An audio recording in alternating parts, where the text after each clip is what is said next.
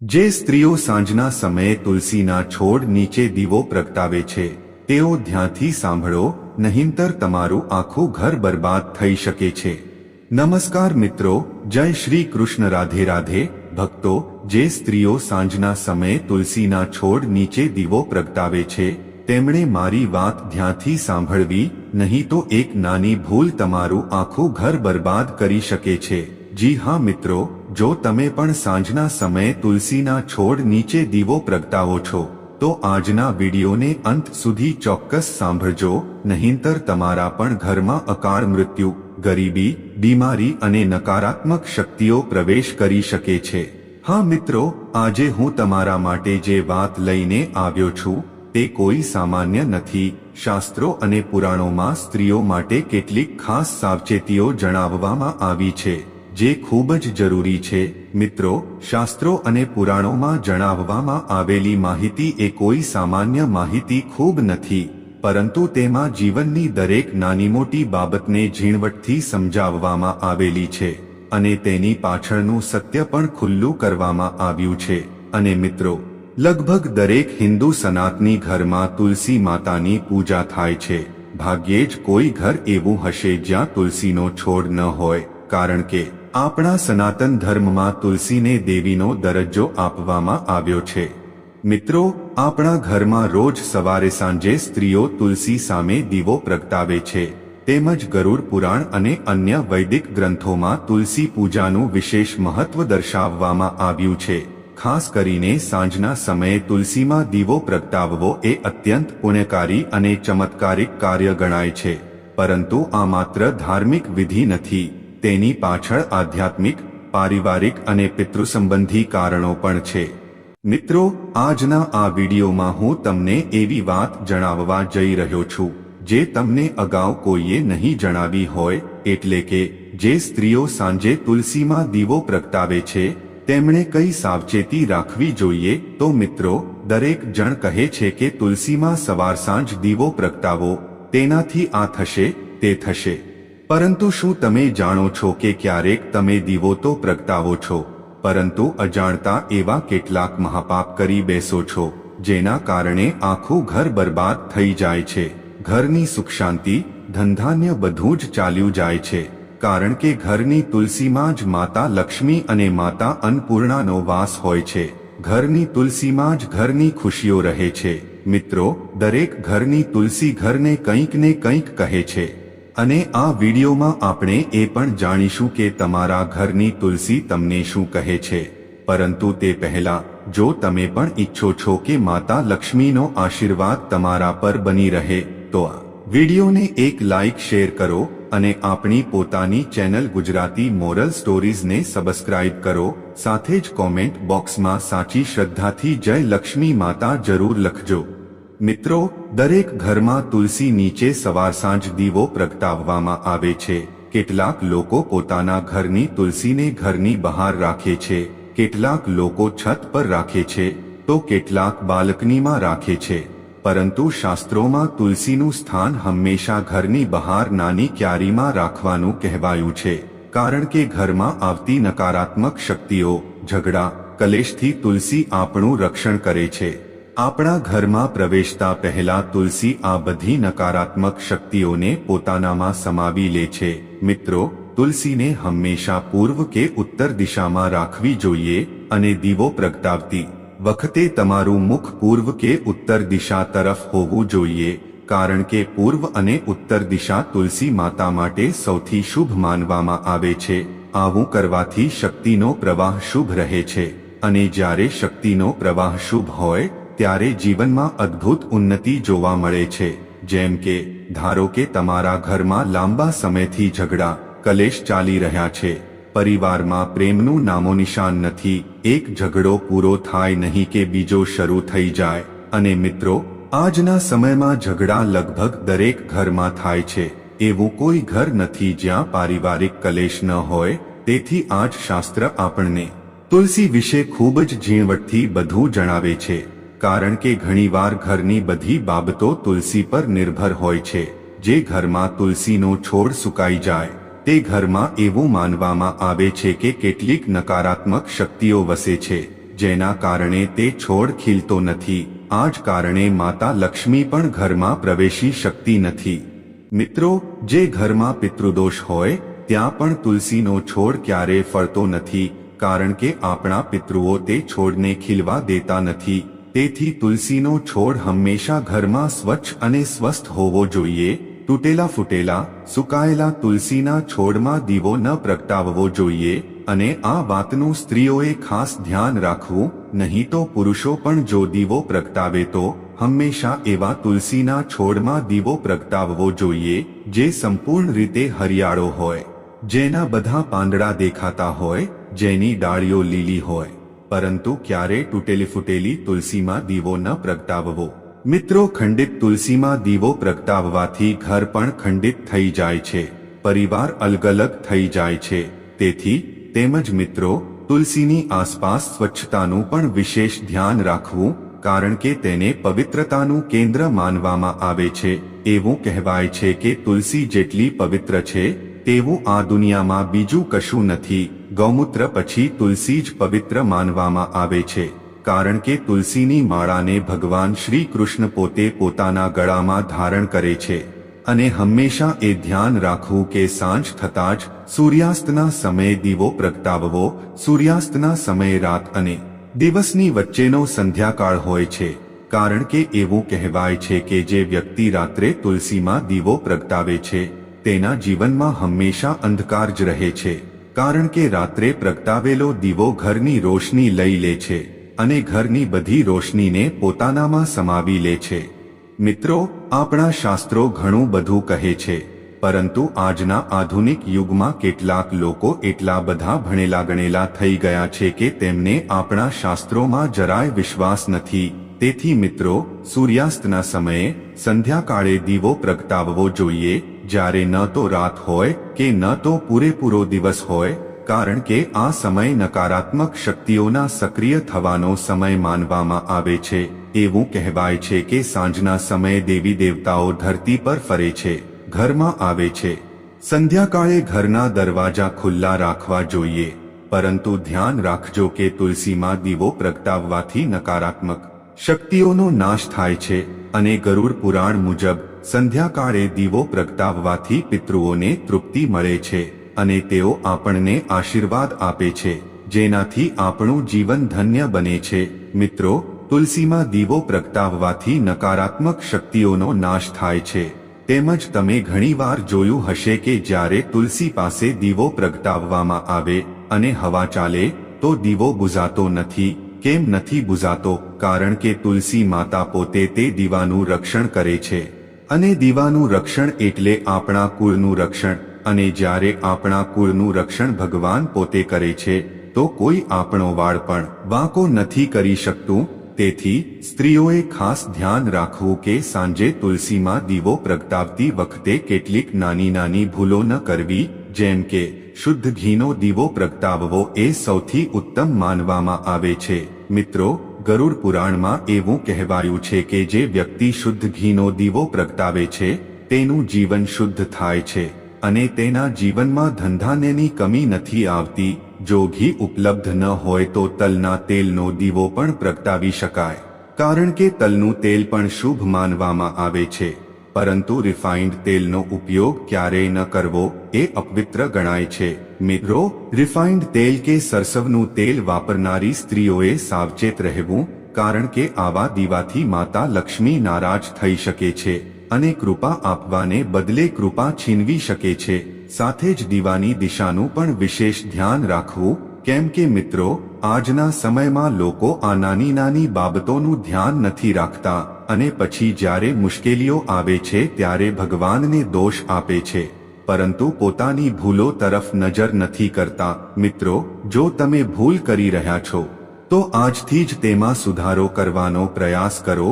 દીવાનું મુખ પૂર્વ કે ઉત્તર દિશા તરફ રાખો. આનાથી જીવનમાં ધન, આરોગ્ય અને સુખ શાંતિ આવે છે.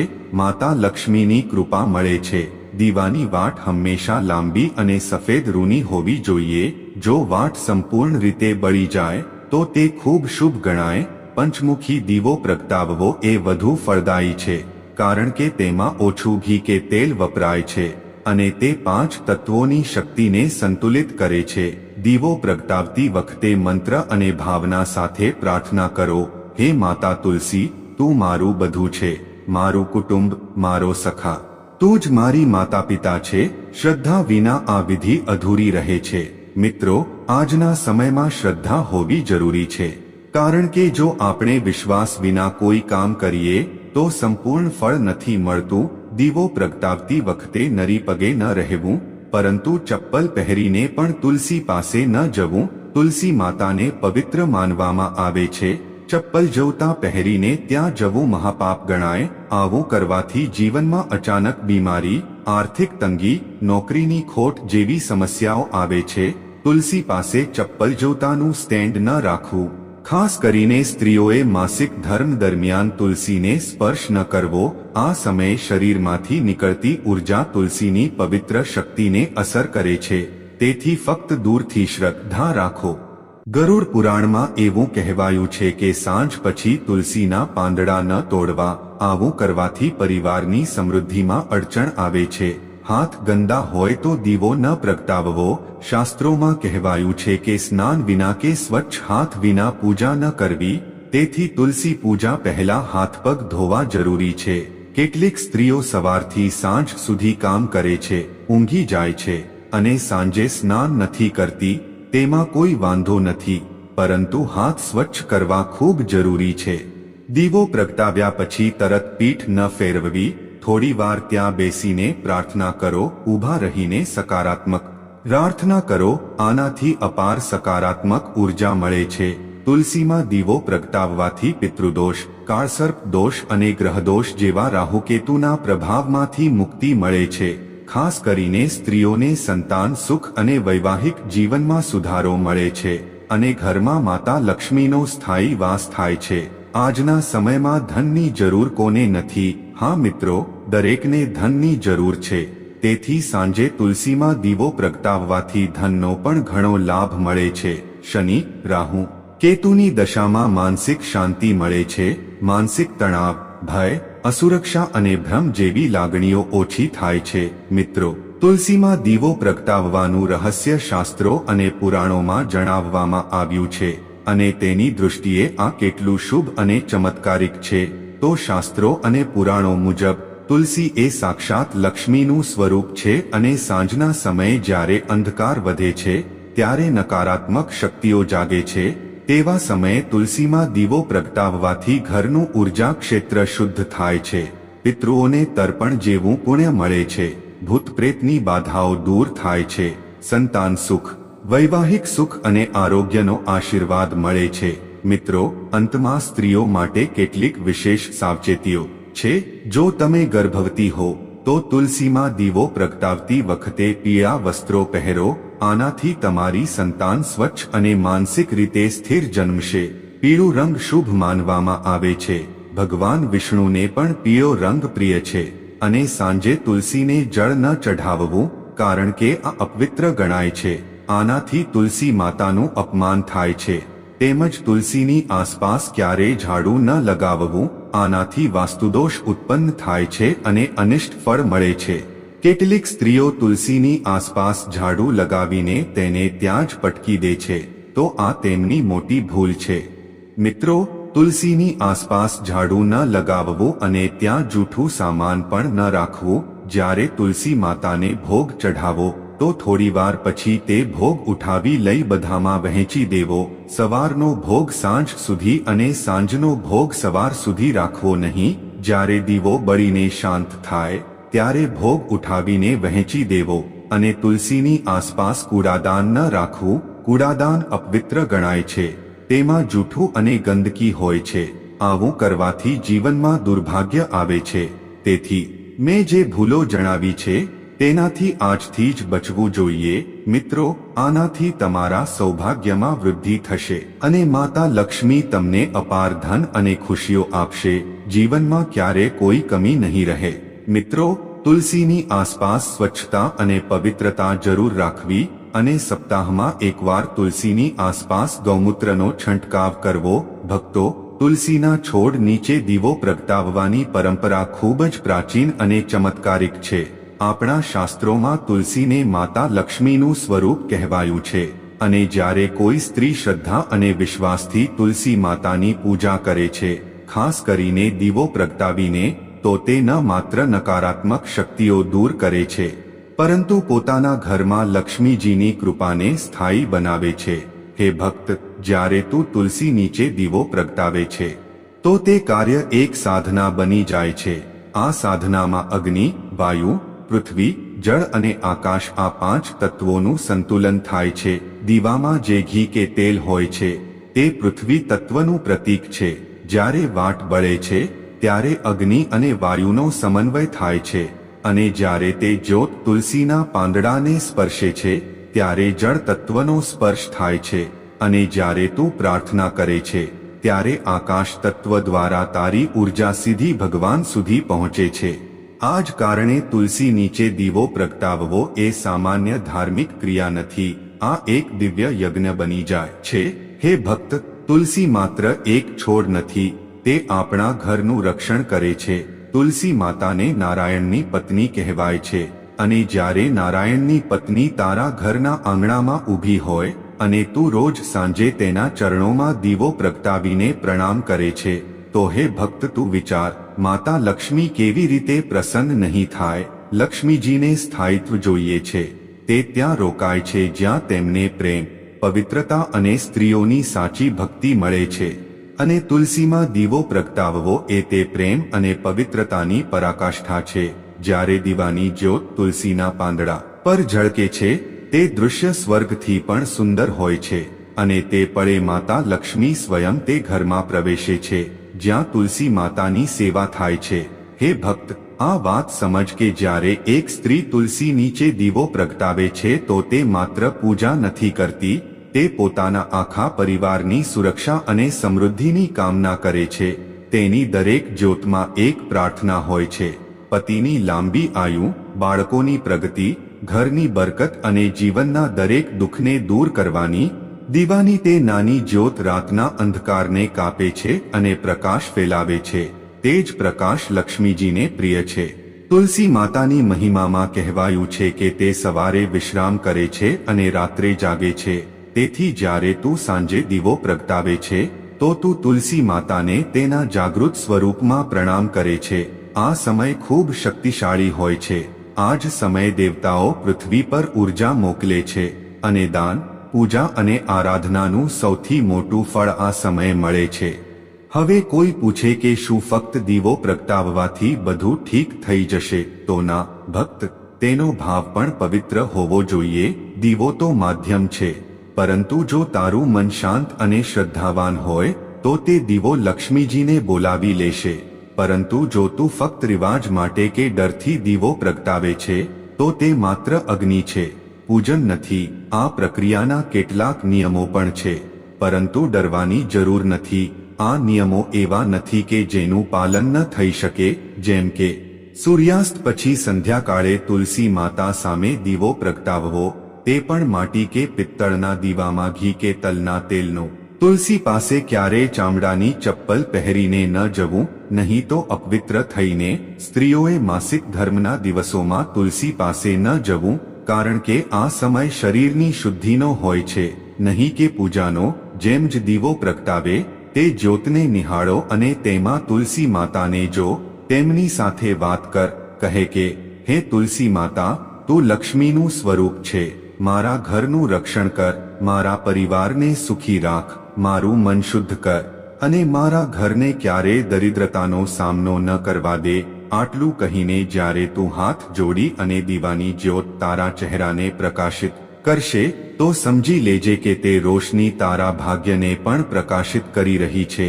મિત્રો, જ્યારે કોઈ સ્ત્રી આ શ્રદ્ધા અને નિયમથી તુલસી પૂજા કરે છે તો તેને 5 પ્રકારના લાભ મળે છે: શારીરિક, માનસિક, આધ્યાત્મિક, પારિવારિક અને ભૌતિક. તેના જીવનની મુશ્કેલીઓ ધીમે ધીમે દૂર થાય છે, ઘરમાં શાંતિ અને સમૃદ્ધિનો વાસ થાય છે, પતિ પત્નીના સંબંધોમાં મધુરતા આવે છે, બાળકોનું આરોગ્ય અને બુદ્ધિ તેજ થાય છે, ઘરના ખર્ચમાં સંતુલન આવે છે અને સૌથી મોટી વાત, ઘરની સ્ત્રીને એ આત્મબળ મળે છે જેનાથી તે દરેક પરિસ્થિતિમાં નિશ્ચિત રહી શકે છે. કેટલીક સ્ત્રીઓ વિચારે છે કે દીવો પ્રગટાવવો એ માત્ર એક ક્રિયા છે, પરંતુ સત્ય એ છે કે આ એક ઉર્જાનો પ્રવાહ છે. તુલસી પાસે દીવો પ્રગટાવવાથી જે સકારાત્મક ઉર્જા ઉત્પન્ન થાય છે તે આખા ઘરને ઘેરી લે છે, અને આ ઉર્જા ફક્ત ધન જ નથી લાવતી, તે પ્રેમ, સંતોષ, સંયમ અને શાંતિ લાવે છે. બેટા, આજની દુનિયામાં જ્યારે દરેક વ્યક્તિ તણાવ, ચિંતા અને ડરના સાયામાં જીવે છે, તેવા સમયે તુલસી પાસે જઈને દીવો પ્રગટાવવો એ સૌથી મોટો માનસિક ઉપચાર છે. તે જ્યોત જ્યારે બળે છે ત્યારે મનમાં શાંતિ ફેલાય છે. તું ધ્યાનથી જો, જે દિવસે તું તુલસી નીચે દીવો પ્રગટાવીને બેસીશ અને મનમાં ઓમ શ્રી મહાલક્ષ્મી નમઃનો જાપ કરીશ, તે દિવસે તારું મન શાંત થશે, આંખોમાં નમી હશે અને હૃદયમાં વિશ્વાસ હશે કે બધું સારું થશે. તુલસી માતાની સેવામાં જો થોડું ધ્યાન આપવામાં આવે તો જીવન બદલાઈ શકે છે. જે સ્ત્રીઓને વારંવાર બીમારીઓ ઘેરી લે છે કે જે ખૂબ ચિંતા કરે છે, જો તેઓ 21 દિવસ સુધી નિરંતર તુલસી નીચે દીવો પ્રગટાવે અને માતા સાથે પ્રાર્થના કરે તો તેમની રોગ પ્રતિકારક શક્તિ વધે છે અને આ ક્રિયા ઘરની હવાને પણ શુદ્ધ કરે છે. આજના પ્રદૂષિત વાતાવરણમાં આ એક પ્રાકૃતિક ઉપાય છે જેનાથી ઘરનું વાતાવરણ દિવ્ય બની શકે છે. મિત્રો, એક સાધ્વીજી કહેતા હતા કે જે ઘરોમાં તુલસી માતાની સેવા થાય છે ત્યાં યમના દૂત આવતા નથી, એવા ઘરોમાં દેવતાઓ વાસ કરે છે. અને જો ઘરની સ્ત્રી નિત્ય તુલસી નીચે દીવો પ્રગટાવીને સેવા કરે તો તે સ્ત્રી સ્વયં લક્ષ્મીનું સ્વરૂપ બની જાય છે. તેના મુખ પર તેજ હોય છે, તેની વાણીમાં મધુરતા હોય છે અને તેના સ્પર્શથી બીમાર વ્યક્તિને પણ રાહત મળે છે.